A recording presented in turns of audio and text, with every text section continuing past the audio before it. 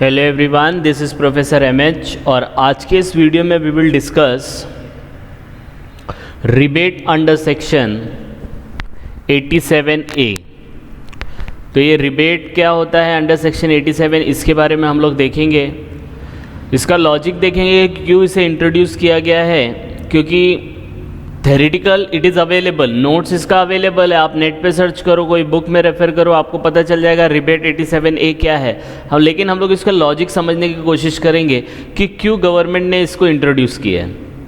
फिर उसके practical question देखेंगे और फिर इस पूरे कॉन्सेप्ट को समझने की कोशिश करेंगे। तो लेट्स स्टार्ट विद रिबेट। तो first of all, what do you mean by rebate? तो रिबेट का मतलब अगर आप एक नॉर्मल इंग्लिश डिक्शनरी वर्ड में देखो, डिक्शनरी में देखोगे तो रिबेट का मतलब होता है आपको कोई बेनिफिट मिल रहा है इन द फॉर्म ऑफ कि आपने कुछ ज़्यादा पे किया तो आपको रिफंड आ रहा है, दैट इज कॉल्ड रिबेट। तो रिबेट का मतलब होता है यू पेड समथिंग लेकिन यू पेड एक्स्ट्रा, वो एक्स्ट्रा आपको रिटर्न आए, दैट इज कॉल्ड रिबेट। तो रिबेट वर्ड का मतलब वो होता है। तो अब इनकम टैक्स के अंदर रिबेट अंडर सेक्शन 87 क्या है? तो सबसे पहला इसका बेसिक ये है कि ये अवेलेबल किसको है? ये अवेलेबल सिर्फ और सिर्फ रेसिडेंट इंडिविजुअल्स को है। आई बात समझ में? रेसिडेंट इंडिविजुअल को एप्लीकेबल है। दूसरा, applicable to resident individual whose total income is less than और इक्वल टू 5 लाख। सिर्फ 5 लाख तक ही उसका जिसका इनकम है अंडर 5 लाख रुपीज़ 1 हो गया, मतलब 1 रुपया भी बढ़ गया तो उसको एप्लीकेबल नहीं होगा। मतलब ये कौन से स्लैब में पड़ेगा? जो 5% टैक्स स्लैब में आते हैं उनके लिए ये रिबेट अवेलेबल है, ये रिबेट एप्लीकेबल है। तो आपका 5 लाख 100 रुपया हो गया, 5 लाख 1 रुपया हो गया तो आपको ये एप्लीकेबल नहीं होगा। दूसरा, मैक्सिमम रिबेट अमाउंट कितना है? इस 12,500, 12,500 का रिबेट मिलेगा। ठीक है, तो ये रिबेट अमाउंट याद रखना है। फिर देखना है टोटल टैक्स पेएबल, जितना भी टैक्स आपको भरने को आएगा प्लस और 12,500 whichever is lower is allowed as a rebate. तो आपको टैक्स जितना आएगा उस टैक्स को लेने का और रिबेट 12,500 लेने का, जो भी छोटा है उतना आपको रिबेट मिलेगा। अब आप बोलेंगे सर 5 लाख तक तो इनकम है, तो अगर हम 5% स्लैब रेट में पढ़ेंगे तो हम लोग का क्या होगा? अप टू 2.5 लाख तो नील है, लेकिन 2.5 लाख से लेके टू 5 लाख तो मतलब 2.5 लाख पे 5% आएगा, बराबर है। तो 2.5 लाख पे 5% कितना होता है? 12,500 होता है कि नहीं होता है? आप कैलकुलेट करके देख लो, 2.5 लाख इंटू 12.5% तो कितना आएगा? सॉरी 5%, 2,50,000 इंटू 5% कितना होता है? 12,500। तो 12,500 तो मतलब ये स्लैब में है, 2.5 लाख तक नील होता है, 2.5 से 5 के बीच में, क्योंकि 5% लगता है कि नहीं लगता है? तो उसके हिसाब से 2.5 लाख का 5% कितना आता है? 12,500, तो उतना आपको रिबेट मिलेगा। लेकिन ये सेंटेंस क्यों बोल दिया कि आपको रिबेट जो मिलेगा टोटल टैक्स पेएबल, जितना भी टैक्स आपको भरने को आएगा तो टैक्स पेएबल मैक्सिमम इतना ही आएगा कि नहीं आएगा? तो tax payable at the rate, जितना भी टैक्स आएगा और 12,500 whichever is lower is allowed. तो कंफ्यूजन यहाँ क्रिएट होता है कि सर 5% स्लैब रेट में आते हैं तो 5% 2.5 लाख का जो रहेगा वो 12,500 ही होगा, तो मैक्सिमम 12,500 ही होगा, तो लोअर क्यों लेने का? तो कभी कभी क्या होता है कि आपका टैक्स बढ़ जाता है बिकॉज ऑफ द इनकम। समझो आपको लॉन्ग टर्म कैपिटल गेन हो गया जिसपे 20% है टैक्स, तो उसका टैक्स अमाउंट ज़्यादा आ जाएगा। आपकी इनकम समझो 5 लाख है तो 5 लाख पे कितना हो गया? 20%, 1 लाख हो गया कि नहीं हो गया? तो आपको टैक्स कितना भरने को आएगा? 1 लाख, लेकिन आपका इनकम 5 लाख के अंदर है तो 1 लाख और 12,500 whichever is lower is allowed as a rebate. अब समझ में आया कॉन्सेप्ट? मैक्सिमम रिबेट इतना है। और अभी आपने बोला कि इनकम उसकी 5 लाख होनी चाहिए, तो अगर इनकम उसकी 5 लाख है, हम लोग नॉर्मल इंडिविजुअल का ले रहे हैं, तो 5 लाख पर टैक्स मैक्सिमम स्लैब रेट के हिसाब से 12,500 ही आएगा। लेकिन ये सेंटेंस जो बोल दिया है कि टैक्स पेएबल और 12,500 whichever is lower is allowed as a rebate, तो ये बिकॉज ऑफ आपकी nature and source of income के ऊपर डिपेंड करता है। समझो आपने विनिंग ले लिया, पूरा 5 लाख का विनिंग है और आप घर पे बैठे रहते हो, तो 5 लाख की विनिंग पे 30% टैक्स लगेगा कितना आएगा, 1.5 लाख आएगा कि नहीं आएगा। तो आपको टैक्स कितना भरना है, 1.5 लाख भरना है। अब 1.5 लाख भरना है, लेकिन आपका टैक्स पेबल 1.5 लाख है, लेकिन आपको रिबेट है 12,500, तो whichever is lower is allowed. आई बात समझ में, यस और नो। तो ये आपका रिबेट अंडर सेक्शन 87A हो गया, ठीक है।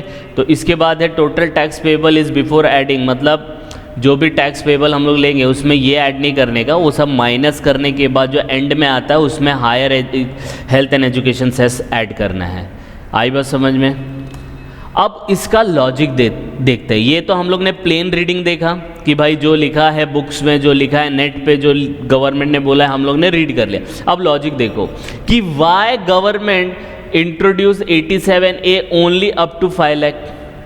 तो 5 लाख के हिसाब से अगर देखे जाए तो नॉर्मल सैलरीड पर्सन अगर करते, ग्रेजुएशन के बाद लोग जॉब करते हैं तो उनको 20,000 रुपया महीना मिलता है। नॉर्मल बता रहा हूँ, 30,000 40,000 मैक्सिमम 50,000।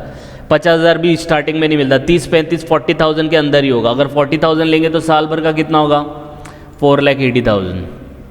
अब 4,80,000 है तो आपका स्लैब रेट कितना दिया था, 2.5 लाख तक नील है, बराबर है, 2.5 लाख तक नील है। फिर 2.5 लाख से लेके 5 के रेंज में आपका 5% टैक्स लगता है कि नहीं लगता है। अब ये जो 4,80,000 आया है उसके अंदर अपना 2.5 लाख माइनस करेंगे तो 230 आएगा, 230 पे 5% लगेगा।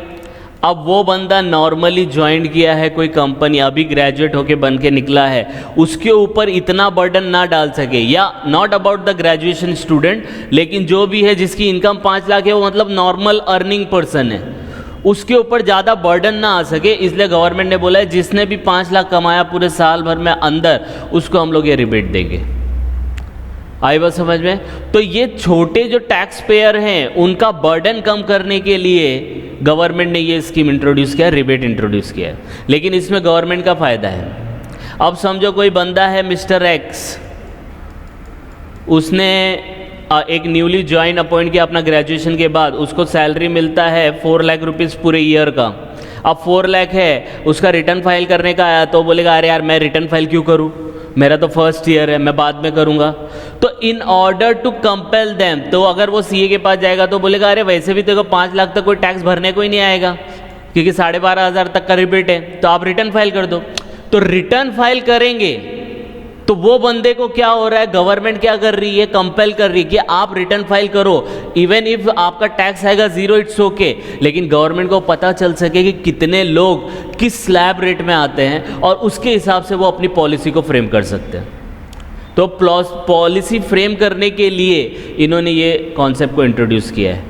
आई बात समझ में। एक बार वो सिस्टम में लोग आ जाते हैं, अभी जो अनऑर्गेनाइज सेक्टर है, अगर उसको अनऑर्गेनाइज्ड को हम लोग प्रेडिक्ट ही नहीं कर सकते क्योंकि उसका कोई भी मतलब सब कैश में होता है, तो हम लोग उसके बेसिस पे कोई डिसीजन नहीं ले पाते। तो इसलिए इन लोग ने क्या किया है कि जो 5 लाख का लिमिट है ना, उसके ऊपर रिबेट दे दिया है, तो पता चल सके कितने इस कैटेगरी के लोग हैं जो इनकम कमाते हैं लेस देन 5 लाख।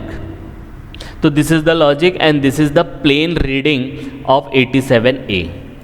इसका मुझे मतलब ये समझने के लिए मुझे एक ही कॉन्सेप्ट समझ में आता है, अगर गवर्नमेंट के पॉइंट ऑफ व्यू से समझे।